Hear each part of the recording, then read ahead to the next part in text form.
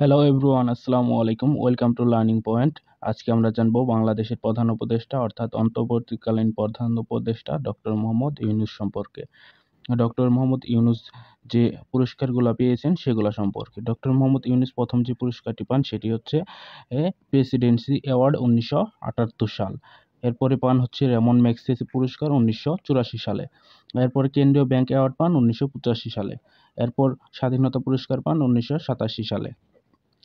Aga Khan award পান 1989 সালে। Care পুরস্কার পান 1993 সালে। বিশ্ব খাদ্য পুরস্কার পান 1994 সালে। ফিফার শান্তি পুরস্কার পান 1994 সালে। ইন্দিরা গান্ধী পুরস্কার পান 1998 সালে। নোবেল পুরস্কার পান শান্তিতে 2006 সালে।